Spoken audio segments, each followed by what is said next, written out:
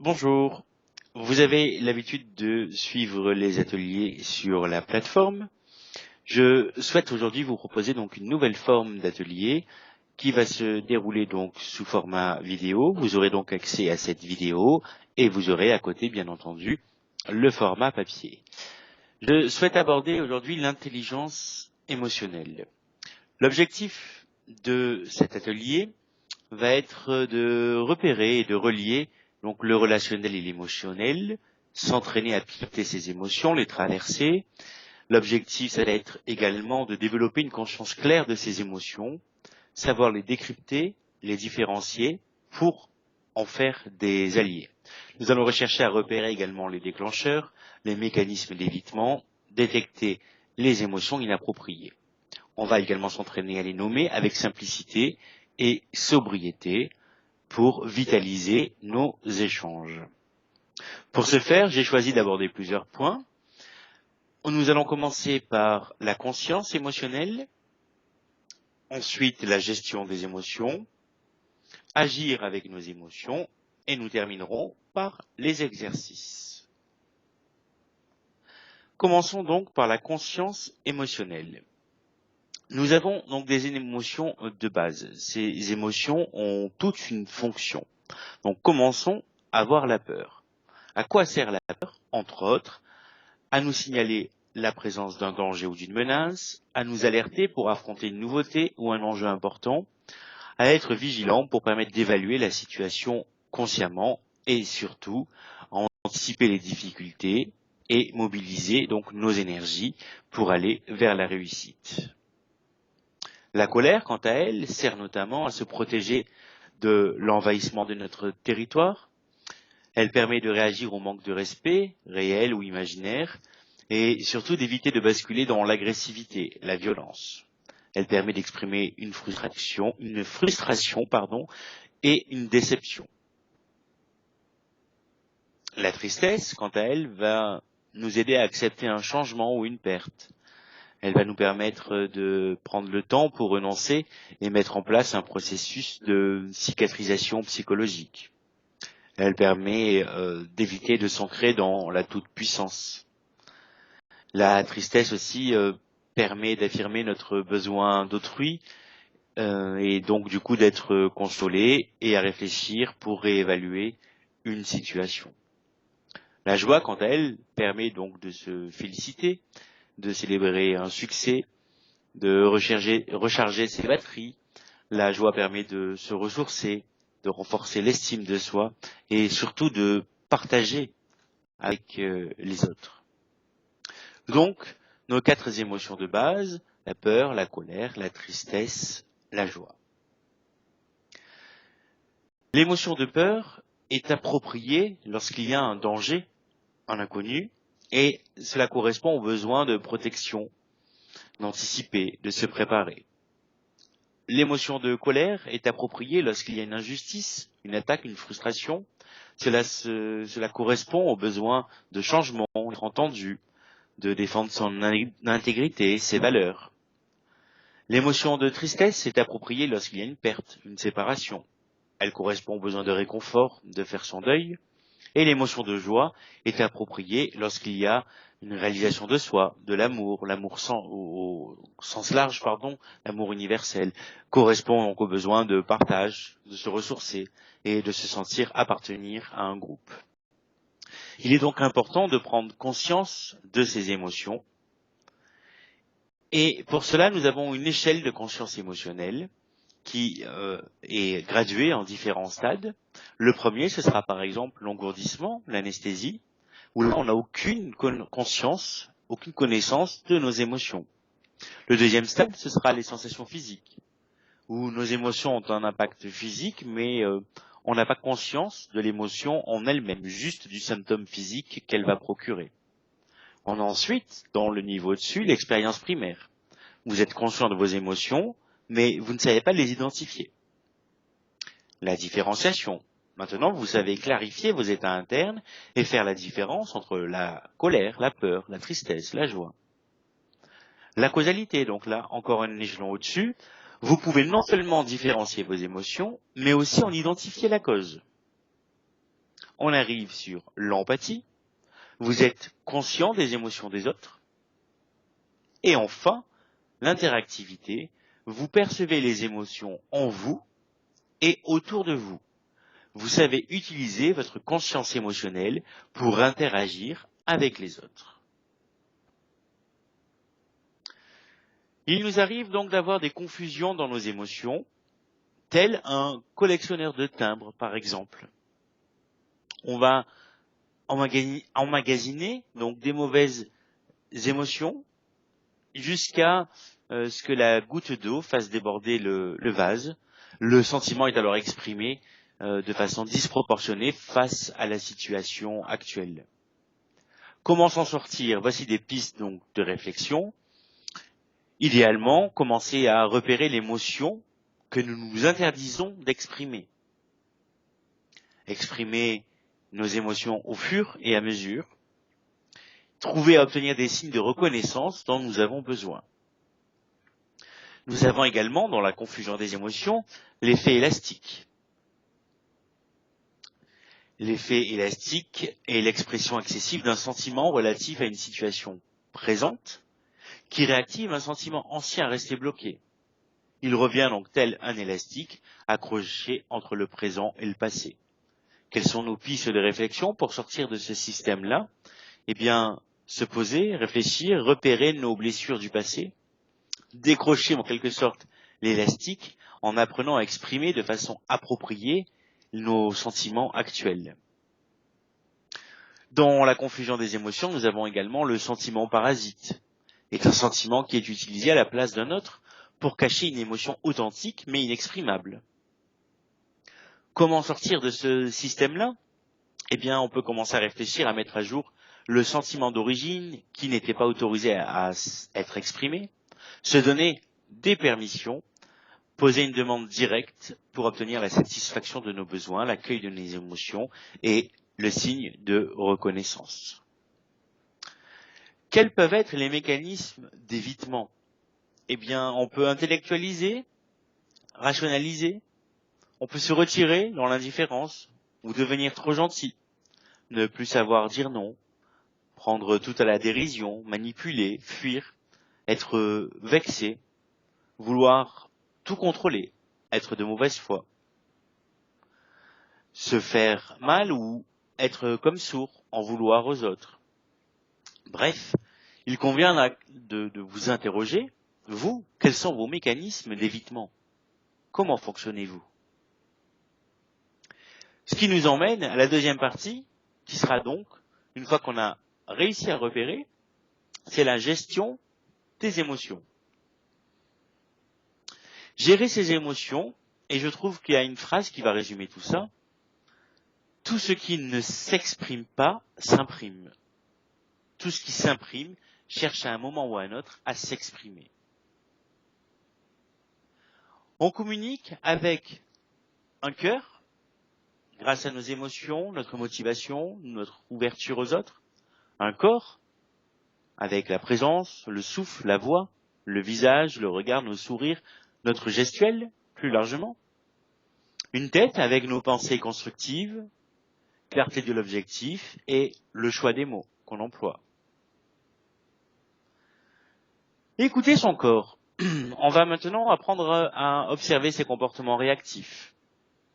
Donc, on peut avoir des rougissements, une boule dans la gorge, pâlir, avoir froid, avoir chaud, transpirer, avoir les poings serrés ou des contractions.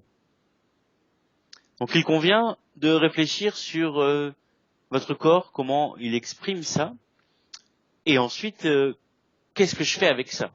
Voilà, j'ai bien repéré que je rougissais, que j'avais une boule dans la gorge, et maintenant, qu'est-ce que j'en fais?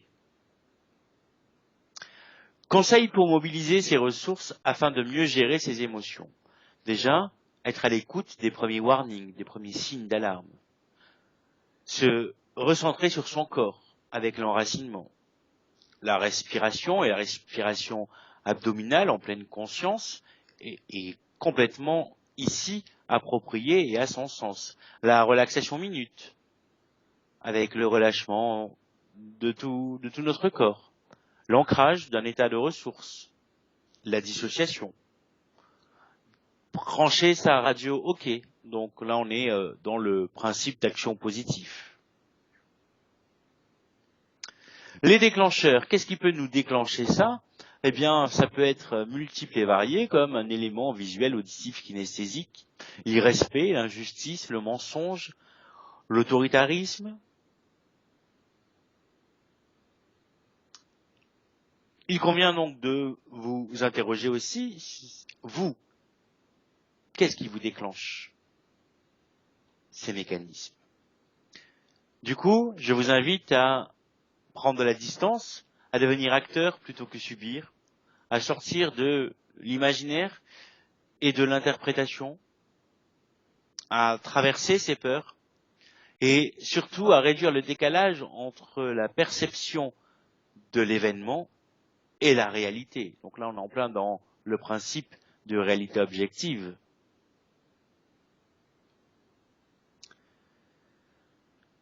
Prendre de la distance aussi, c'est se décentrer. C'est vouloir élucider et sortir du non-dit, choisir l'explicite, choisir le dialogue plutôt que la fuite.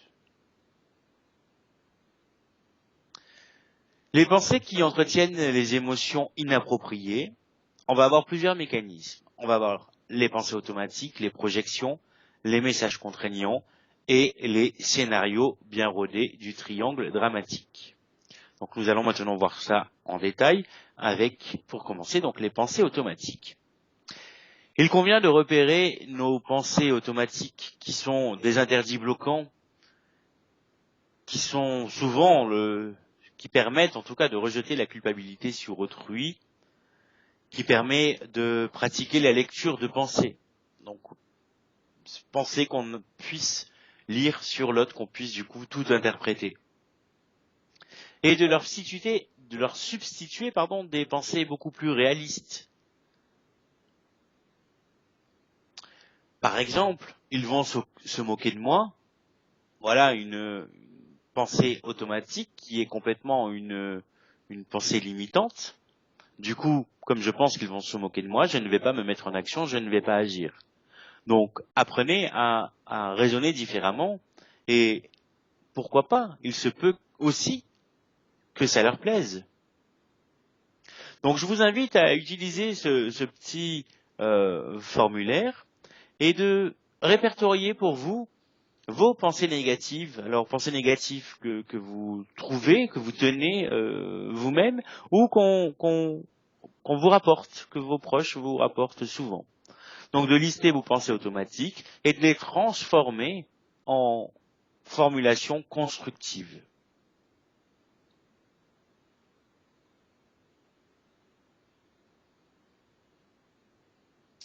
Nous allons maintenant aborder les projections. Donc les projections lorsque l'on focalise sur autrui, ses manques, ses besoins, ses désirs, ses qualités ou ses défauts, ses sentiments, ses souffrances du passé.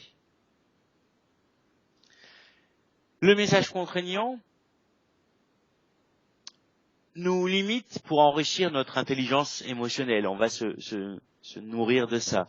Le message contraignant est souvent donné par notre système éducatif, où on va entendre un garçon, ça ne pleure pas, sois parfait, par exemple, fais plaisir aux autres, fais des efforts. Donc je vous invite à réfléchir sur vos projections et sur vos messages contraignants. Nous arrivons dans le triangle dramatique, le persécuteur, le sauveteur, la victime. Donc le persécuteur, ça va être celui qui va avoir un besoin de maîtrise, qui va avoir une autorité abusive, qui va être moraliste. Le sauveteur a besoin de rendre service, de se sentir indispensable, aide sans qu'on lui demande, et du coup sous-estime souvent les capacités des autres. La victime ne se sent pas à la hauteur, a priori, ne fait pas des demandes claires, dit toujours que ce n'est pas de sa faute.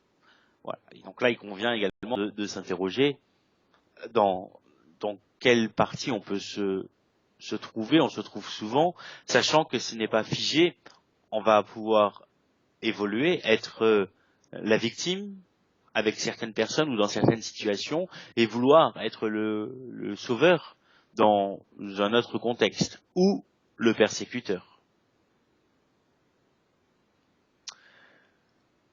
Pour résumer, voici donc le schéma de gestion des émotions. Donc en premier lieu, il convient donc de repérer les déclencheurs, qu'ils soient externes ou internes, observer les comportements réactifs, être à l'écoute de son corps, mettre à jour les mécanismes d'évitement ainsi que les pensées qui entretiennent ou alourdissent une émotion inappropriée pour pouvoir ensuite prendre de la distance, reconnaître du coup l'émotion et accepter de la vivre, identifier les besoins liés à l'émotion et agir pour les satisfaire. Et enfin, on arrivera à s'appliquer à résoudre le problème. Du coup, nous allons arriver dans la partie une fois qu'on a repéré ces émotions-là, on va agir avec. Donc, ce sera l'empathie, et surtout l'empathie donc va nous amener à une interactivité. Il convient là de réfléchir et de se dire, ok, dans la discussion, on peut avoir des freins à l'écoute qui vont nous permettre d'être sourds. Ces freins, ça peut être vouloir tout dire, être égocentré, rechercher l'efficacité avant tout. Alors on a ça dans nos pratiques. Quand on veut avant toute chose, avoir l'efficacité, avoir l'objectif de notre client, sans se soucier de qui est-il. Quand on préfère tout le temps travailler seul ou vivre seul, quand on a pris l'habitude de tout le temps dire on se débrouille seul, on n'a pas besoin des autres. Le frein à l'écoute, c'est aussi les non-dits, les contentieux, et quand on a le refus de la critique. Il convient là vraiment de vous poser et d'être très honnête avec vous-même et de lister quels peuvent être vos freins à l'écoute. Les taux d'une écoute active, d'une écoute efficace, c'est se rendre disponible pour l'autre, éteindre sa radio mentale, investir du temps pour créer du lien, manifester des marques d'intérêt vis-à-vis de l'interlocuteur, ne pas manifester son impatience, arriver à contrôler ses mimiques, son attitude physique, sa gestuelle, différer le besoin de convaincre, se centrer vraiment sur l'autre et quelque part s'oublier un moment pour rentrer dans le monde de l'autre, pour essayer de le comprendre. On va être dans questionner pour favoriser l'échange plutôt que simplement recueillir des informations. On va cibler notre intervention, avoir un objectif, un fil conducteur. L'empathie, qu'est-ce que c'est finalement ? C'est accepter l'autre tel qu'il est et non comme on voudrait qu'il soit. C'est accorder de l'estime à ce qu'il dit, entrer dans sa logique, chercher à comprendre plutôt qu'influencer. Avoir le réflexe de questionner, c'est être chaleureux et trouver la bonne distance par rapport à nos propres sentiments. Ni les nier, ni les laisser envahir tout le champ. L'empathie, ce n'est pas par contre voir l'autre à travers soi, à travers nos projections.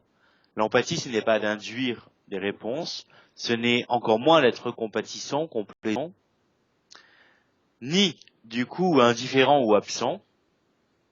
L'empathie, on va pouvoir le résumer vraiment par le premier point qui est accepter l'autre tel qu'il est. Du coup, pour interagir efficacement, on va préparer nos actions. Et il est intéressant de se poser les questions de à quoi je vais aboutir, à quoi doit servir cet entretien, quel est l'enjeu pour l'autre et pour moi aussi. Qu'est-ce que je risque ? Est-ce que je suis prêt à réellement, honnêtement, dépenser de l'énergie et du temps ? Qui est mon interlocuteur ? Qu'est-ce qui me le rendrait engageant, voire attachant ? Et il est important dans l'interaction avec les autres, de savoir parler correctement, de savoir dire les choses. Il est important de savoir dire quand vous donc énoncez précisément le comportement. Quand vous, je, parce que, et je vous demande de façon à ce que. Quand vous énoncez précisément le comportement, quand vous faites telle action, je suis triste, par exemple. Nommez votre émotion, parce que, et là partagez vos attentes, les raisons de votre ressenti. Et maintenant, je vous demande et donnez votre besoin actuel, de façon à ce que cette situation ne se reproduise plus, par exemple. Fournissez une motivation personnelle et réelle. Donc, le savoir-dire, c'est émettre le message « je » et sortir du cadre du blâme. Comment est-ce qu'on peut maintenant exprimer une critique tout en gérant l'émotion de l'un et de l'autre? Déjà, une critique va être proposée en privé, en tête-à-tête, et pas lancée comme ça, comme un pavé dans la mare devant tout le monde. Pour émettre une critique, on va contrôler d'abord nos propres affects. On va décrire des faits avec neutralité. On va parler de l'acte, pas de la personne. C'est l'acte que tu as fait qui ne me plaît pas. Et ce n'est pas la personne en elle-même. On va dire je plutôt que le tu, le fameux on. Je, c'est moi. On va ni décourager ni culpabiliser. Et on va supprimer le jugement, les généralisations, les interprétations hâtives.